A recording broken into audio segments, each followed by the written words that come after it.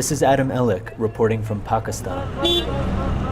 It's a week before the annual tax deadline here in one of Karachi's richest neighborhoods. Almost half of the residents here haven't paid property taxes. So authorities have employed a method that was successful in India.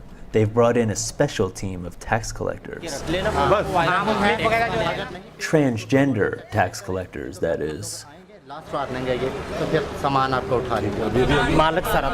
The hope is that residents will be so embarrassed by the scene that they'll pay up just to make them go away. They've collected $100,000 in nearly a year. But the neighborhood is still $5 million short. We cannot understand because they have not the problems of monies. They have the taxes of 50,000. We just knock the door. अस्सलाम वालेकुम government के आपके ऊपर जो 57,000 के tax हैं वो paid कर दीजिए प्लीज लास्ट टाइम भी हम आए थे उधर से ये रिप्लाई आया था कि कर दे So we have to go and disconnect the sewerage line. It's okay if you want to disconnect the sewerage, it's up to you. Miss, why don't you pay your taxes? This is not my responsibility, na? Look the attitude, look the behave. This is not fair. They want the luxurious life. 170 million people live in Pakistan, and only 2.5 million of them file tax returns. It's one of the lowest rates in the world, and it forces Pakistan to rely on foreign loans from countries like the United States. This is the biggest tragedy which faces the Pakistani people, that their rich are not willing to fund and pay their taxes so that the poor can get a better quality of life. It's a week before the annual deadline in one of Karachi's most posh neighborhoods. And this is H&R Block, Pakistani style.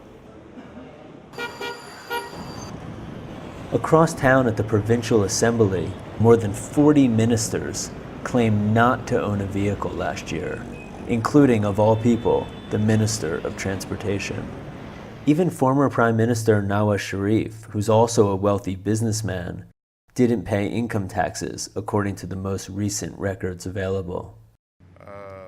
His spokesman said Mr. Sharif was in exile and he handed over his business interests to relatives. The system has two main problems: corrupt tax collectors and wealthy politicians unwilling to change laws that benefit them. It is not the corruption of the individuals. It's the corruption of the system we have prevailed in this country, whereby we can call it free for all. Accountant Shabar Zedi is a leading expert on taxation. We have a joint venture in our favor. We are all benefiting against common man of Pakistan.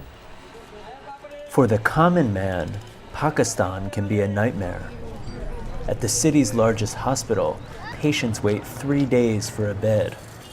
And while public ambulances are rare, one can always be found trailing the chief minister's motorcade. We are living in big houses. Why should we be worried? And I've got 10 servants in my home. So it is a very good country for the rich man. So how does the country support itself? $1.5 billion in direct support to the Pakistani people every year over the next 5 years. The American taxpayer is subsidizing the Pakistani rich. I mean, that's the best way of putting it. Akbar Zedi is a political economist for the Carnegie Endowment. So I think it's not just unfair for the Pakistani people, it's also unfair on all those countries, on the average individuals who are paying their taxes in their countries, hoping that they're doing some good in Pakistan. But what is actually happening is that the Pakistani elite are allowed to go scot-free. Last month, parliamentarian Jihangir Tareen challenged his colleagues to pay their taxes from the floor of the parliament. हम तमाम अपने आप अपने गिरबान में देखें और कहें हमारा क्या हक है लोगों पे टैक्स लगाने का अगर हम खुद टैक्स नहीं दे रहे. I have not been called by a single politician. It's a complete silence, absolute silence. Like most politicians, Mr. Tareen's also a wealthy landowner. He thinks it's wrong that products for the poor, like milk powder and cell phone cards, are taxed, while big businesses for the rich, like real estate and agriculture, are virtually untaxed. So what happened when he made an honest attempt to pay the taxes he did owe? When they sent the check back to me, I was quite surprised. It hadn't happened to me before that the government tax authorities would refuse to take taxes from a citizen who wanted to pay his taxes. And it's not just the wealthy who don't pay taxes.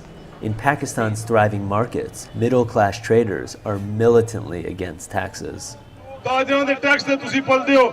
The government tried to implement a value-added tax on goods this summer, but traders protested nationwide and got their way. And now the stage has reached where everyone says, well, if the president, prime minister, ministers, senators, everyone is doing it, why should we? Why should we? We are not going to get caught. A week before the tax deadline, I followed this collection team of 30 city employees. Their target? Thousands of repeat defaulters. When some owners refused to pay, the team confiscated possessions and closed down their shops for the day. But most of these collectors, who earn less than 200 hours a month, aren't always so tough. The inspector will come to you and say, all right, you have to pay 300,000 rupees, all right, we'll settle at 50,000, you pay no tax. The end of the matter. In one shop, the haggling over a merchant's tax bill got so heated that officials demanded I turn off my camera. When the parties emerged more than an hour later, the dispute seemed to be resolved, and the collector was no longer concerned about recovering taxes. It